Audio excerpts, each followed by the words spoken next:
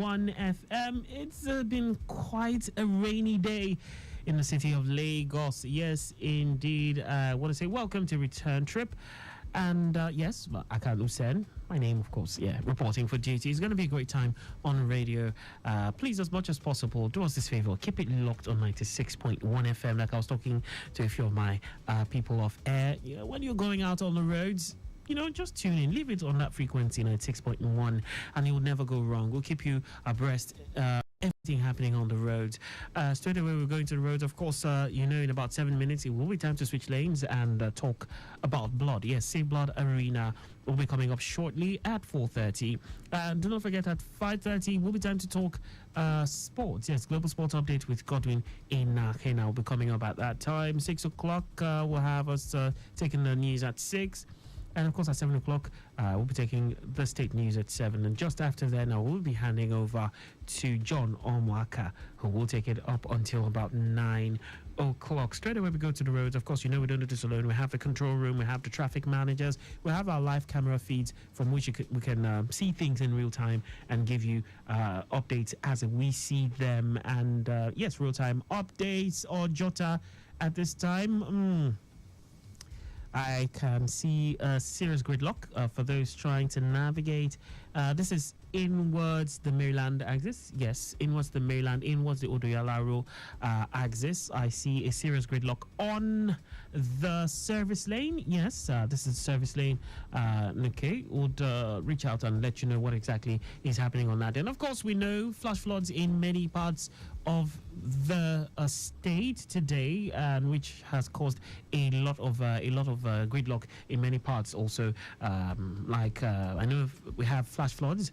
Descending the Ikeja overpass bridge towards Ajayi Farm, which is causing a really slow movement at this time. I can confirm that, and it's slow all the way, resulting in a backlog, which at this time reports reaching us indicate that the backlog has gotten to Shogunle. Okay, but we have traffic managers stationed there doing their best to make it move faster. Now, on the other side of that end, Ajayi Farm was national. It's also equally flooded. So, not a standstill, moving gradually, but, just take it easy. Be very patient on the roads.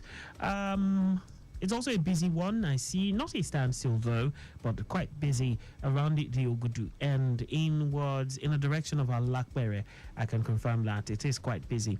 So if you're coming from the 3rd Million Bridge and you intend, connecting Ifako down to the Alakbere end, onwards, Baja, thereabouts, be prepared to,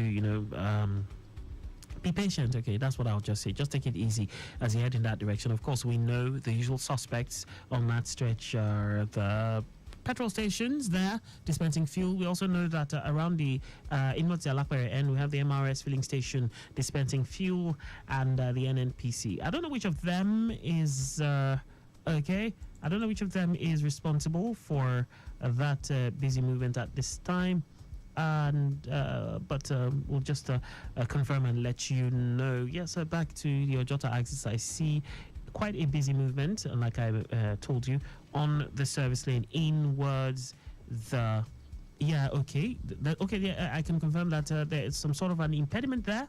Yes, so I'll confirm that and get back with more details on that end, but it's affecting movement on that end. It's really affecting movement on that end. We'll get more details and let you know. It's also quite a flooded situation at Yabatek inwards Waek bus stop on that stretch, causing heavy traffic backlog towards St. Agnes Junction at the moment. Same situation. This one around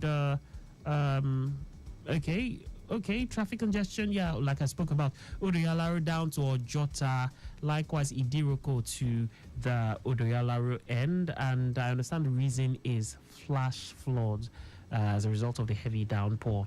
That's information reaching me. And just before we came on air, while the news was going on, actually, we had a report of a broken down pure water truck, Dyna truck with front hub problem at AP Alasia in Wotekbe, and the mechanic was working on it while the traffic managers were managing the situation. It's a bit slow at that end, AP Alasia in Wotekbe, while movement there is a slow one also due to traffic turning. All right, I'll clear the scene and allow Delia Gadumo take you on that trip. Yes, Save Blood Arena coming right up. Don't go nowhere. Uncle Good, level.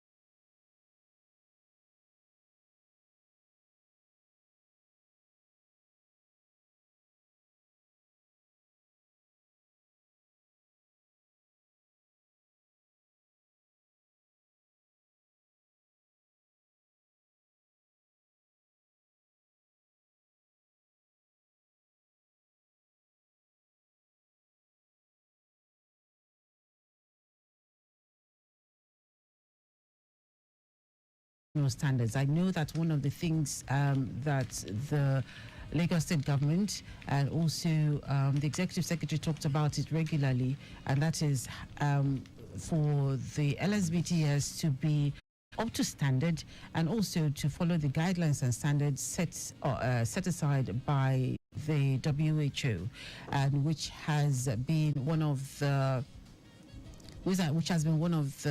guidelines that the Executive Secretary always talks about.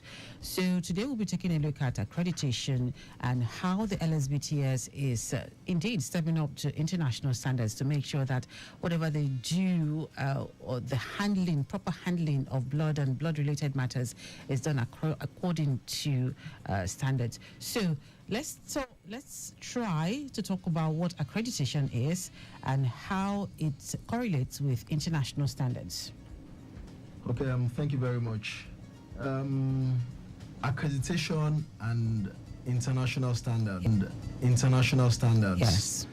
Let me start with international standards. Okay. International standards are guidelines, they are specifications or criteria that are developed by international recognized international organizations. Okay.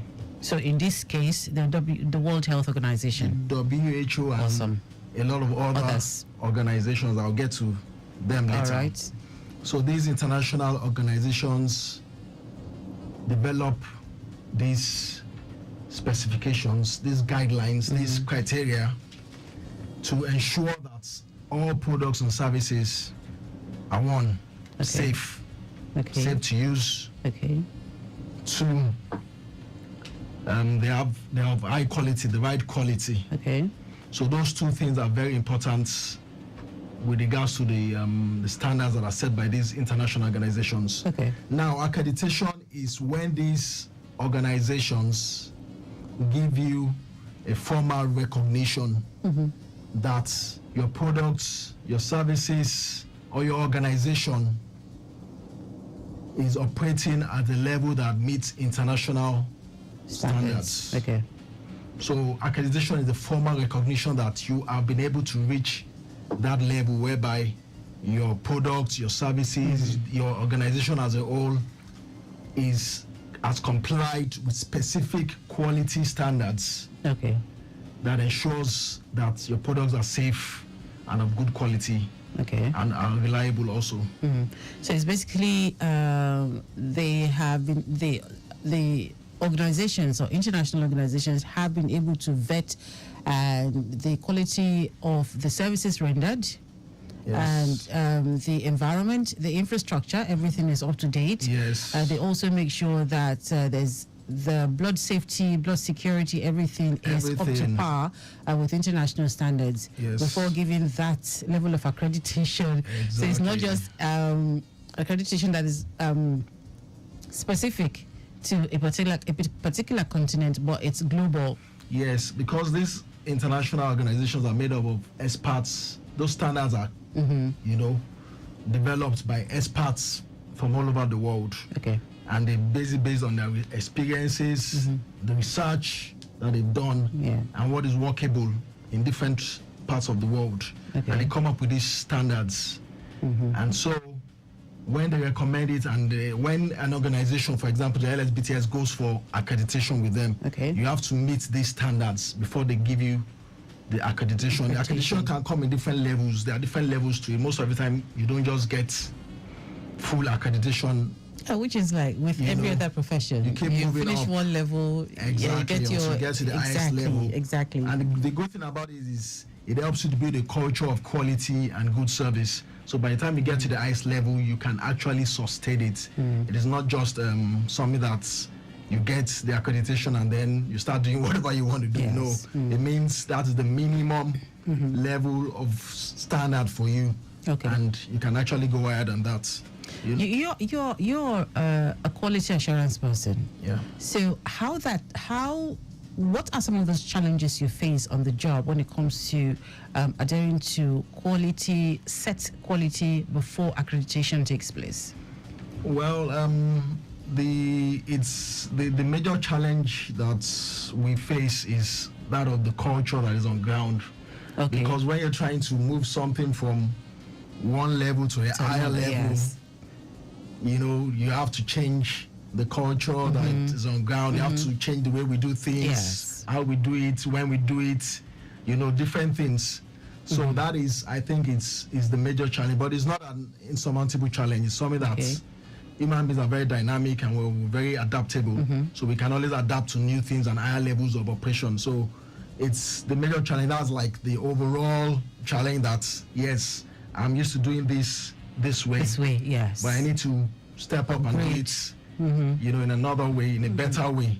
So I have to learn how to do it in a better way and get used to it, and that's become part of what I do, the way I operate, no longer the old way. Yes. So that's like the broad challenge that's, the broadest form of challenge that we face in. So in moving from one level of expertise or accreditation to a higher level of accreditation or expertise, do you have to go through a certain training, additional training or upgraded training to help you meet up with the higher standard that is required by the accreditation organizations or accrediting? Thank you. You have to go through new trainings and update yourself, and that's why in the health and medical world, continuous medical education is very key. It's important, and that's why there's annual licensing for core medical and healthcare practitioners. You have to renew your license every year to show that you're still competent. And then in-house we also run competency tests for everybody to ensure that they're still able to do what they used to do. But moving when it comes to moving to a new level of accreditation, yes, they need to learn the new requirements of the accreditation team, of the accreditors or the assessors, and then, start implementing it. And then we have a system whereby we check how they're doing it and whether it meets the standard of the new standard that we're trying to get to. All right. So it's a continuous process, a rigorous process, but it's something that builds a new culture and a new way of doing things in a better way. Okay. The reason I'm taking my time to ask all these questions is because I want our listener to know that when it comes to bleeding and handling or the safety or the security of every pint of blood that is taken from a donor, that the highest standard of compliance is observed. So they don't think, okay, it's a slopshod, matter. A lot of thought, carefulness goes into how they are bled, how the products are stored, how they are screened, to make sure that no matter what happens, they are safe. That within that space, they can rely on safety at every point in time. That's why I'm taking my time to ask all of these questions, so they'll be convinced. Because what we're trying to do also on this program is to make sure that, with the level of advocacy, to make sure that people the program tries to dispel all of those myths and fears that people go experience and say, no, it's not true. You won't handle it well. Something else could happen. Let me add that in quality